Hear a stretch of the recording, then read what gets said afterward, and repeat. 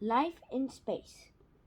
Hi guys, and welcome to a new episode on the channel. Today we will be talking about living in space. So let's get started. So what is living in space about, you might be asking? It turns out a lot of things. You might know about the moon missions. Well, there are now a new moon mission that is launched. Get the Moon. But now it's getting switched to Mars. What am I talking about, you might be asking? Well, it turns out I'll be telling you right now. Moon missions have a lot of things in common here. All of these people are written on the boards, like Stephen Hawking, Robert Zublin, and one of my favorite people, Elon Musk, who is still alive as I did never thought of, are pretty much good. Are pretty much all have in common space. Well, something else too. They all want to colonize space, and mostly Mars. But first of all, we need training to colonize Mars. So we decided to colonize the moon first. So let's just colonize the moon. But it's not that easy. Why, you might be asking? Well, there's a couple of reasons for that.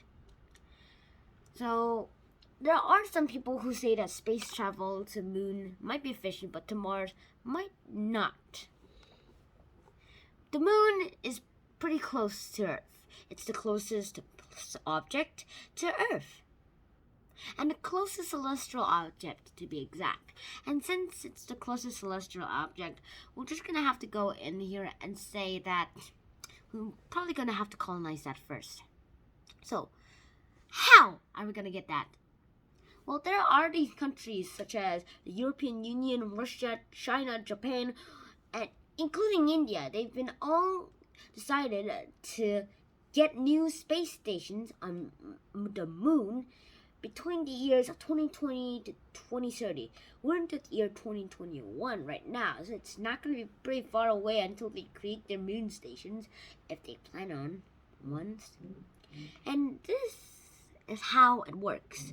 Living in space might seem a big deal, but however, it's not that much of a big deal, except the radioactive waves from the sun, that is.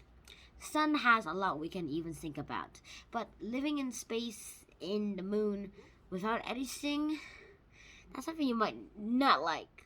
Since the sun is pretty radioactive on the moon, since it doesn't actually have a really thick atmosphere, a lot of people might have to stay indoors most of the time on the moon.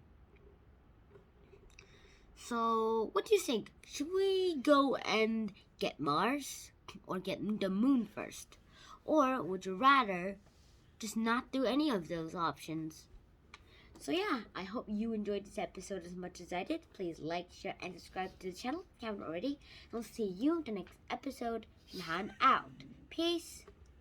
Bum, bum, bum. Bum, bum, bum.